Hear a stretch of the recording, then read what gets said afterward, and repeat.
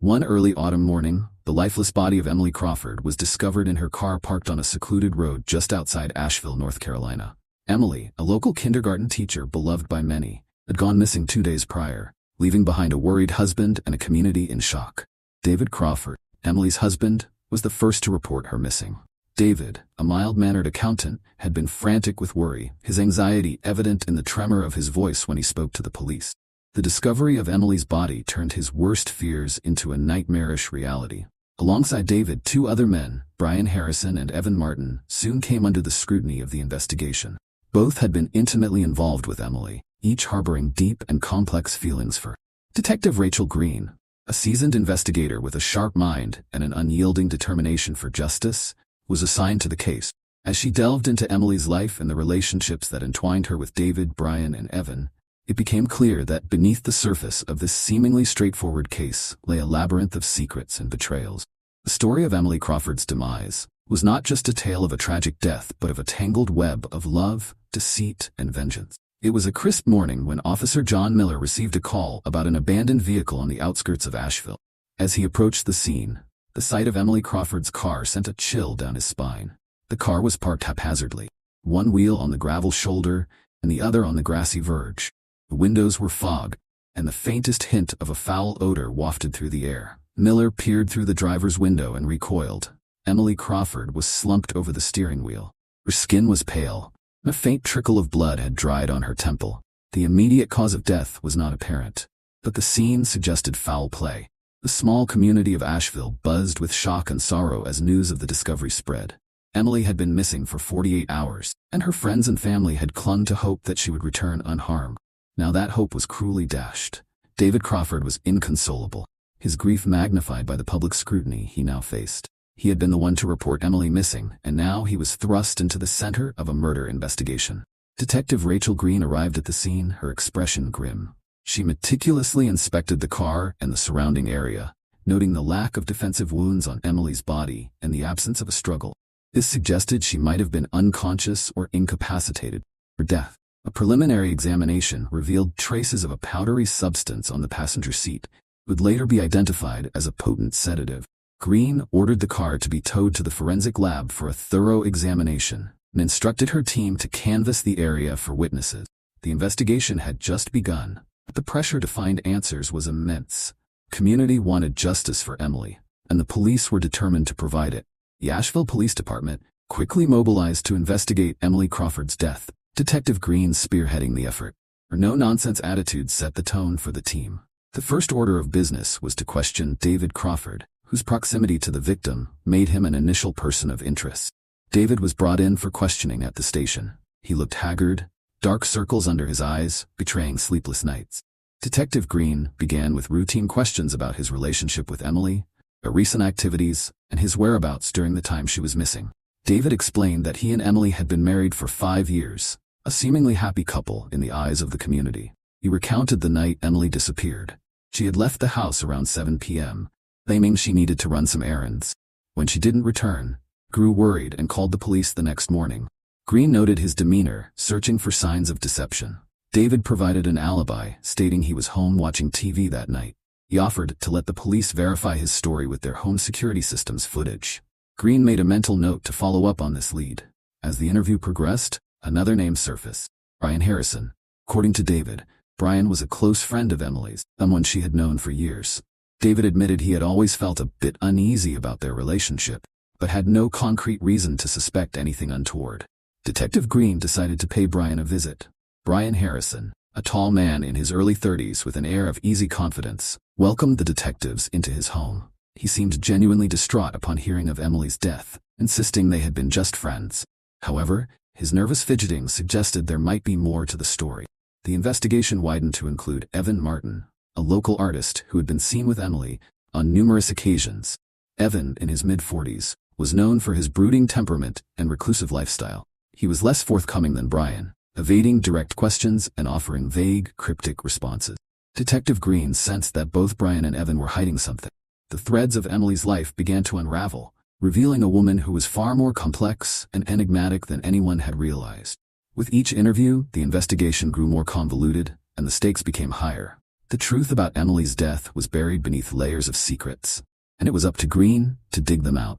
Emily Crawford was born and raised in Asheville, a town she loved and never wanted to leave. She was known for her warm smile and her ability to connect with people, traits that made her an excellent kindergarten teacher. Her marriage to David was seen as a match made in heaven, though those closest to her knew there was more beneath the surface. Emily met David at a charity event 5 years ago. David, an accountant with a stable job and a kind heart, seemed like the perfect partner. They married within a year, and for a while, their life together appeared idyllic. But over time, Emily began to feel restless. The routine of married life left her yearning for something more. Enter Brian Harrison. Brian and Emily had been friends since high school. Their bond had always been strong, and there were times when their friendship seemed to border on something deeper. Brian, a charming and successful entrepreneur, offered Emily the excitement and passion she felt was missing from her marriage. Their relationship, while initially platonic, soon evolved into a secret affair. Emily found herself torn between the security David provided and the thrill she experienced with Brian. Her feelings for Brian were intense, but they also brought complications and guilt. Then there was Evan Martin. Evan was a local artist known for his moody paintings and reclusive nature. Emily met Evan at an art exhibition a year before her death. Evan was different from both David and Brian. He was mysterious and brooding, qualities that fascinated Emily. Their connection was immediate, and it wasn't long before Emily found herself involved with Evan as well. Emily's relationships with Brian and Evan were known only to a few close friends, and she took great pains to keep them hidden from David. However, managing these affairs became increasingly difficult, and Emily's life grew more complicated. She loved each of these men in different ways, and each offered her something unique. But she also knew that this web of love and deceit could not last forever. As Detective Green delved deeper into Emily's background, she discovered a woman who was passionate and vibrant, but also deeply conflicted. Emily's need for connection and excitement had led her down a dangerous path, one that ultimately ended in her untimely death. With Emily's body discovered and her secret life beginning to surface, suspicion naturally fell on David Crawford. Detective Green scrutinized his alibi, seeking any inconsistencies that might indicate his involvement in his wife's death. David's alibi rested on his claim that he was at home the night Emily disappeared, watching TV, and later falling asleep on the couch. The home security footage confirmed that David had not left the house during the critical hours. However, Green was not entirely convinced. She knew that alibis could be fabricated or manipulated.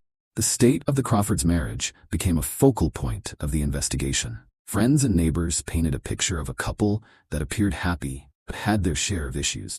Financial records showed that the Crawfords were struggling with debt, potential motive for David to want his wife out of the picture. Life insurance policies on Emily further added to the suspicion, though the amounts were not exorbitant. David's demeanor during questioning was another point of concern. While his grief seemed genuine, there were moments when his responses were too measured, too controlled.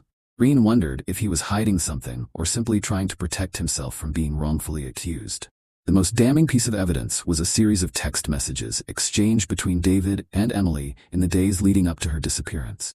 The messages revealed growing tension between them, with Emily expressing dissatisfaction and David responding with frustration. The arguments, though not overtly violent, indicated a marriage under significant strain. David's interactions with Brian and Evan also raised red flags. Both men admitted to having confrontations with David, who had become increasingly suspicious of their relationships with Emily. David denied any knowledge of Emily's affairs, but his anger toward the men was palpable. As the investigation progressed, David Crawford remained a prime suspect. His potential motives, financial gain, marital discord, and jealousy, provided enough cause for Detective Green to keep a close watch on him. However, without concrete evidence linking him directly to the crime, the case against him remained circumstantial. Brian Harrison and Evan Martin, the two men who had shared intimate relationships with Emily, were next on Detective Green's list. Each had their own reasons for wanting Emily in their lives, and potentially reasons for wanting her gone. Brian Harrison, with his charismatic demeanor and successful career, seemed an unlikely suspect at first glance. He had been Emily's confidant for years, their bond evolving into a romantic relationship that brought both joy and complications. Brian's feelings for Emily were genuine, but his frustration with her indecision and the secrecy of their affair had caused tension.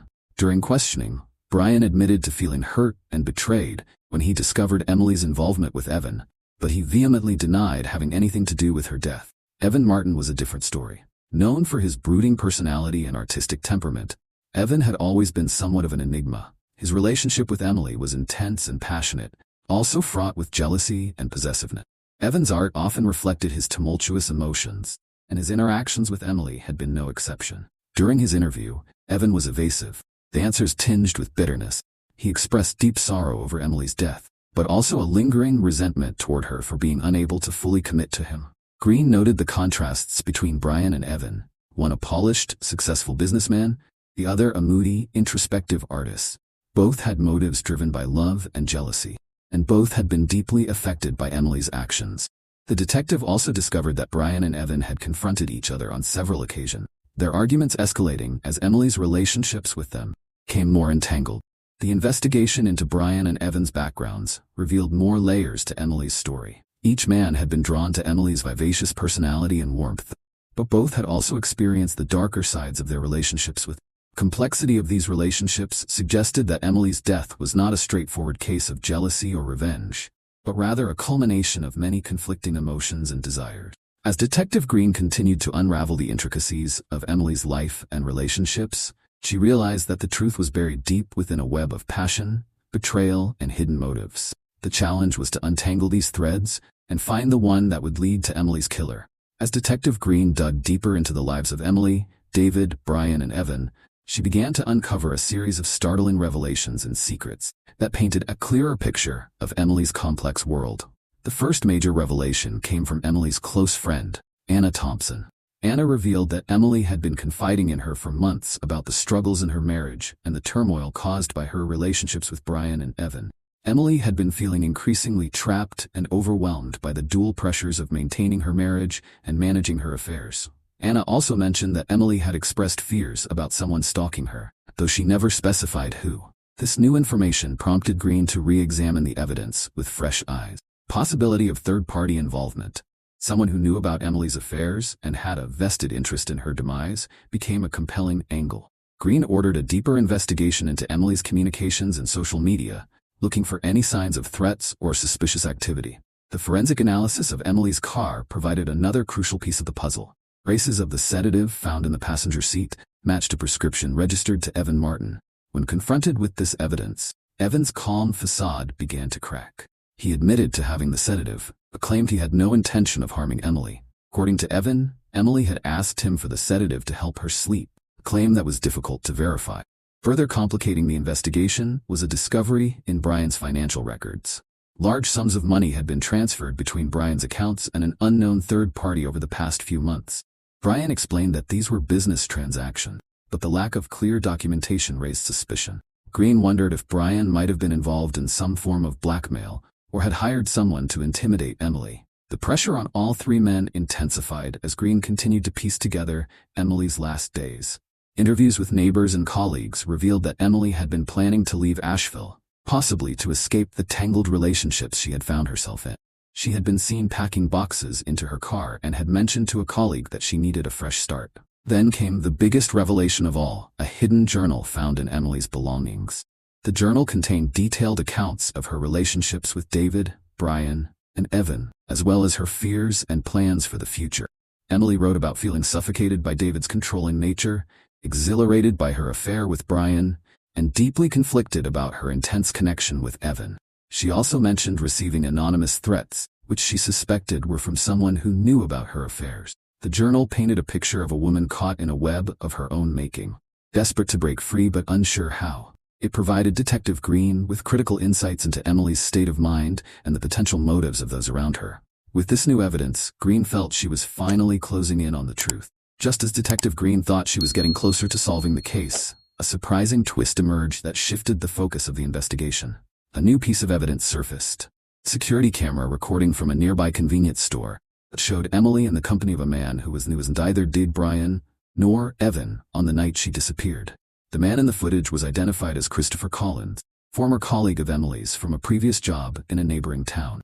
Collins had a checkered past, including a history of violent behavior and a restraining order filed against him by a former girlfriend. The discovery of his involvement with Emily added a new layer of complexity to the case. Green brought Collins in for questioning. Collins, a wiry man with a nervous energy, initially denied having seen Emily recently. However, when confronted with the video evidence, he changed his story. He admitted to meeting Emily that night, but claimed they had only talked. According to Collins, Emily had reached out to him because she felt threatened and needed someone to confide in. She had asked Collins to meet her away from Asheville to avoid being seen by anyone who might know her. Collins' account seemed plausible, but Green was wary. Collins had a motive: his unrequited feelings for Emily and his jealousy over her relationships with other men. His past behavior suggested he could be capable of violence, especially if he felt rejected or betrayed. Green decided to dig deeper into Collins's background and his interactions with Emily. Meanwhile, forensic analysis of Collins' car revealed traces of the same sedative found in Emily's vehicle. This new evidence linked Collins directly to the scene of the crime, making him a prime suspect. Collins' story began to unravel under the weight of mounting evidence. He confessed that he had given Emily the sedative, but insisted it was for her own protection, claiming she had asked for it to calm her nerves. Detective Green knew that Collins' involvement complicated the narrative, but she also suspected there was more to the story. Collins' account of events didn't entirely align with the evidence. Green hypothesized that Collins might have been manipulated by someone else, possibly Brian or Evan, to carry out the crime. The idea of a larger conspiracy began to take shape. As Green continued to press Collins for details, he revealed a startling piece of information. He had been receiving anonymous payments over the past few months, just like Brian.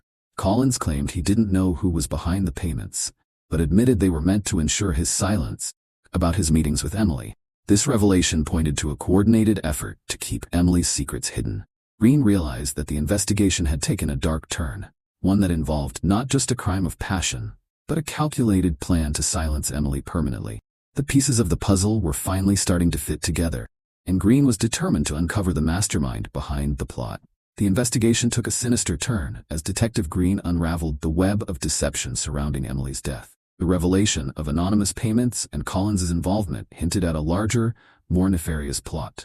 Green now had to consider the possibility that Emily's death was not just a crime of passion, but a premeditated murder orchestrated by someone with a hidden agenda. Green's team focused on tracing the source of the payments. Financial records showed a series of transactions funneled through a shell company, eventually leading to an offshore account. The intricate financial trail suggested a high level of planning and resourcefulness, characteristics not typically associated with crimes of passion. This new lead pointed towards someone with significant financial acumen and the means to cover their tracks. Potentially Brian Harrison, given his business background. Green revisited Brian, armed with the new evidence. Under intense questioning, Brian's confident facade began to crack. He admitted to transferring money to Collins, but insisted it was to help Emily, not harm her. He claimed Emily had confided in him about her fears and asked him to arrange for protection, but he had no idea Collins would misuse the funds. Green was not convinced by Brian's explanation. She suspected that Brian, feeling cornered by Emily's indecision and the threat of their affair being exposed, had orchestrated a plan to remove her from the equation. However, Brian alone did not have executed such a complex scheme. The involvement of Evan Martin, with his volatile emotions and connection to Emily, seemed likely. Confronting Evan, Green presented the evidence of the sedative and the financial transactions. Evan, already unstable, broke down under the pressure. He confessed to being manipulated by Brian, who had convinced him that Emily was planning to leave both of them and expose their affairs. In a desperate bid to prevent this, Evan agreed to Brian's plan to sedate Emily and make her disappear. The dark truth emerged. Brian had orchestrated the entire plot, using Evan and Collins as pawns to carry out his plan. Brian's motive was not just jealousy, but a calculated decision to eliminate Emily and protect his reputation and business interests. Evan, driven by his emotional turmoil, had been an unwitting accomplice, and Collins, lured by money, had played his part without fully understanding the consequences. Green's investigation uncovered a chilling conspiracy that highlighted the lengths people would go to protect their secrets and desires. The case was far more complex and darker than anyone had initially imagined, revealing the depths of human deceit and treachery. With the pieces of the puzzle finally falling into place, Detective Green moved swiftly to secure arrest warrants for Brian Harrison and Evan Martin. The evidence against them was overwhelming. Financial transactions, confessions, and the forensic link between the sedative and Evan. Green coordinated with her team to ensure that the arrests were conducted smoothly and without incident. Evan Martin was the first to be apprehended. He was found at his studio, surrounded by his hauntingly dark paintings. The arresting officers found him in a state of disarray, his guilt and regret evident. Evan offered no resistance, murmuring apologies and asking about Emily's final moments. His remorse was genuine, but it could not absolve him of his role in the crime. Brian Harrison proved more challenging. He had anticipated the arrest and attempted to flee. However, a coordinated effort by the Asheville Police Department ensured he was apprehended at a private airstrip, trying to board a chartered plane. His arrest was marked by defiance and indignation, as he maintained his innocence and accused the police of fabricating evidence. With both suspects in custody, the prosecution began to build a robust case. The trial that followed was one of the most sensational in Asheville's history, drawing intense media attention. The courtroom was packed with townspeople, journalists, and those who had known Emily. The prosecution presented a compelling narrative of manipulation, betrayal, and murder, while the defense tried to paint Brian as a victim of circumstance and Evan as a man driven to desperation. The jury deliberated for several days, weighing the extensive evidence and emotional testimonies. Ultimately, both Brian Harrison and Evan Martin were found guilty of conspiracy to commit murder and second-degree murder. Brian received a life sentence without the possibility of parole, while Evan, whose genuine remorse and cooperation were considered, was given a reduced sentence of 25 years. Christopher Collins, whose role was more peripheral, was charged with accessory to murder and received a lesser sentence of 10 years. His involvement, though significant, was viewed as being coerced by the primary conspirators. In the end, Asheville returned to its peaceful existence, but the memory of Emily Crawford and the lessons learned from her case would never be forgotten. Her story remained a testament to the resilience of the human spirit and the enduring quest for truth and justice.